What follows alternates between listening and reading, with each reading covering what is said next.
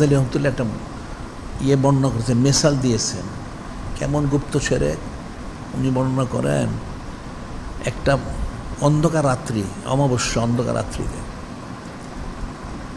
একটা অন্ধকার গুহা, তার মধ্যে একটা কালো পাথর, মনোযোগ শুনবা, অন্ধকার রাত্রি অন্ধকার গুহা, তার ভিতরে একটা কালো পাথর, তার মধ্যে একটা কালো পিপিলিকা চলাচল করলে যদিও বোঝা যায়, কিন্তু রিয়া শেরকুন খুব এটা বোঝা যায় না। নাউজুবিল্লাহ।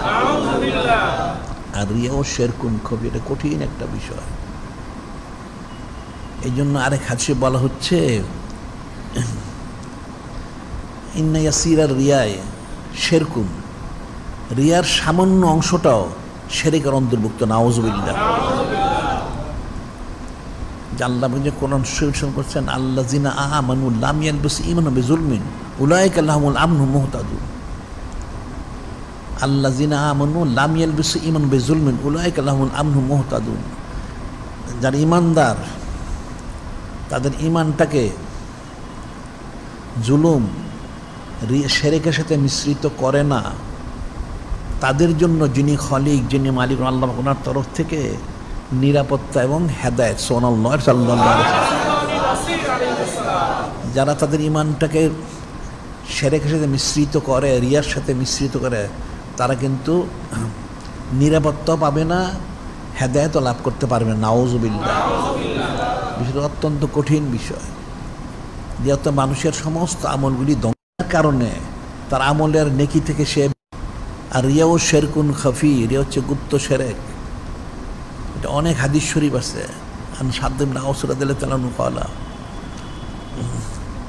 ইন্না নাউদ্দু আলা আশ-শিরকাল আসগারা আলা হাদে রাসূলুল্লাহ সাল্লাল্লাহু আলাইহি ওয়াসাল্লাম আর রিয়া। হযরত সাদ ইবনে আওস রাদিয়াল্লাহু বর্ণনা করছেন, আমরা নূরে মুজাসসাম হাবিবুল্লাহ হুজুর পাক সাল্লাল্লাহু আলাইহি ওয়াসাল্লাম জামানায় আমরা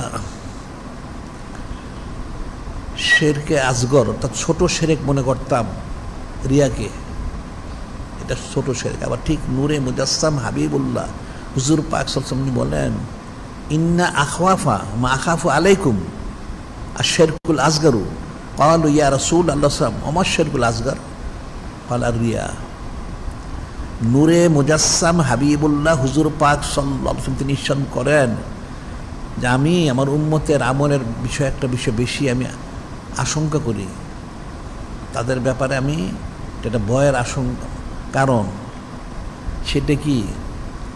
আর শিরকুল আসগরু, শিরকে আসগর। তাহলে সাহাবাই কিরাম রাদিয়াল্লাহু আনহুম জানতেন, ইয়া রাসূলুল্লাহ সাল্লাল্লাহু আলাইহি ওয়াসাল্লাম ওমা শিরকুল আসগর, শিরকে আসগরটা কি? তখন নূরে মুজাসসাম হাবিবুল্লাহ হুজুর পাক সাল্লাল্লাহু আলাইহি ওয়াসাল্লাম তিনি ইরশাদ করলেন, আর রিয়া, সেটা হচ্ছে রিয়া, লোক প্রদর্শনী করে মানুষকে দেখানোর জন্য যে আমল করে সেটা সে রিয়া। নাউজুবিল্লাহ। এর মধ্যে আবার আরেকটা জিনিস বলা হচ্ছে, হযরত এই ফকিহুল উম্মত উনি তো বলতেছেন যার কঠিন অবস্থা, রিয়া করবে যারা, তাদের আমল নামা তো সপ্তম আকাশ দিয়ে যাবেই না, 1 নাম্বার। আর 2 নাম্বার আরও কিছু লোক আছে তারা রিয়াকে ডাকার জন্য আবার কিছু অতিরিক্ত আমল করে। নাউজুবিল্লাহ। তার রিয়ার উপরে রিয়া। নাউজুবিল্লাহ। এর হচ্ছে সৃষ্টির নিকৃষ্ট প্রাণী। নাউজুবিল্লাহ। এদের আমল নামা কখনোই সপ্তম আকাশ দিয়ে অতিক্রম করবে না। যেমন ওই শহীদ, তারপর আলেম এবং সখী, তারা জাহান্নামী হয়ে গেল। কেন? রিয়া করার কারণে। এখন সপ্তম আকাশ থেকে সমস্ত রিয়াকারীর আমলগুলিকে তাদের চেহারার উপরে নিক্ষেপ করা হবে। নাউজুবিল্লাহ।